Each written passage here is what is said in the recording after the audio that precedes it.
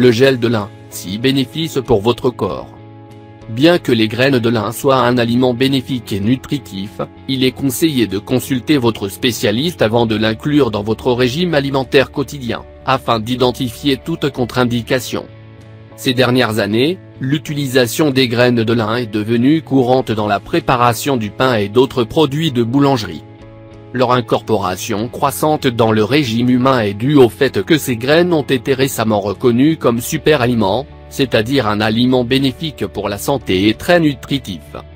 Remarque, les super-aliments, en plus de leurs propriétés nutritionnelles, agissent positivement sur notre organisme, l'aidant à réduire et prévenir les facteurs de risque dans l'apparition de maladies. Issus de la plante de lin, cultivée et consommée depuis la préhistoire à l'Égypte ancienne pour ses propriétés nutritives, médicinales et laxatives, la graine de lin est reconnue comme une source primordiale de nutriments.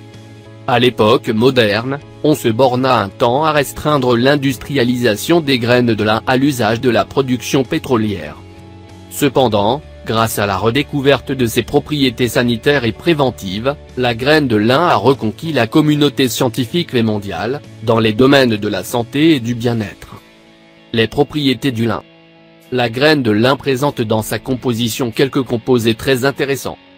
L'acide alpha-linoléique, ALA. L'acide alpha-linoléique possède une teneur élevée en oméga-3, représentant de 50 à 55% des acides gras totaux de sa composition. C'est pourquoi la consommation de lin contribue à la réduction du risque de développer des maladies cardiovasculaires. Les fibres alimentaires. La graine de lin est constituée à environ 28% de fibres alimentaires. 25% de ces fibres alimentaires sont des fibres solubles, elles réduisent l'absorption de cholestérol et de glucose, et 75% d'entre ces fibres alimentaires sont des fibres insolubles, elles augmentent le volume des fesses et réduisent le temps de transit intestinal. Entre autres bénéfices, les graines de lin offrent une facilitation du transit intestinal, la réduction des risques de développer un cancer colorectal, la diminution du taux sanguin de cholestérol, la prévention de l'obésité. Les lignanes. Le lin contient des substances qui, combinées au suc gastrique et aux enzymes, se transforment en lignanes. Ces composés chimiques sont particulièrement appréciés pour leurs propriétés protectrices de l'ADN et des liposomes, en plus de leurs effets antioxydants et anticancérigènes. Par conséquent, l'introduction des graines de lin dans l'alimentation humaine inhibe le développement des maladies coronariennes ainsi que celui de différents types de cancers, du sein, de la prostate et du côlon. Bénéfices. Ci-dessous, vous trouverez la liste des bénéfices les plus manifestes dont vous pourrez profiter suite à la consommation des graines de lin. Diminution du risque de développement de maladies cardiovasculaires. Réduction du développement du cancer. Propriétés anti-inflammatoires. Effet laxatif. Effet antioxydant. Diminution de la réponse glycémique due à l'amidon. Aide à la prévention des symptômes de la ménopause. Comment préparer du gel de lin? En plus d'ornementer délicieusement vos salades, pains et repas, les graines de lin offrent un service supplémentaire quand elles sont consommées en gel. Il est recommandé de moudre les graines, afin d'éviter l'oxydation des acides gras, donc de profiter au maximum des nutriments offerts par les graines de lin. Le gel de lin.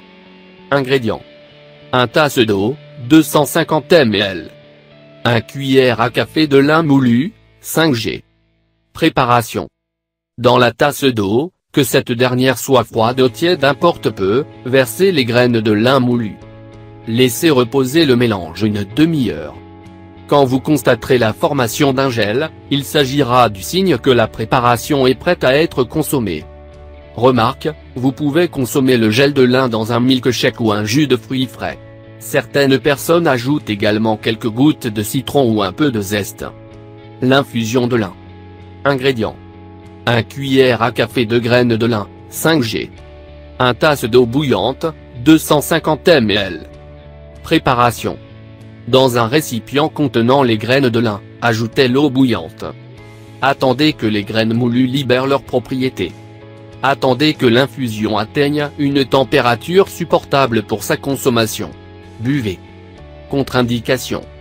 Parmi les effets secondaires négatifs, nous trouverons une réduction de l'absorption du calcium, du zinc et du fer. Une diminution de la digestibilité des protéines.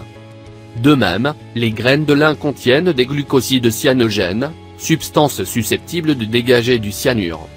L'effet métabolique des graines de lin sur les êtres humains est directement lié à la quantité consommée, la fréquence de consommation, l'état de santé du consommateur, et aux interactions entre les différents aliments consommés.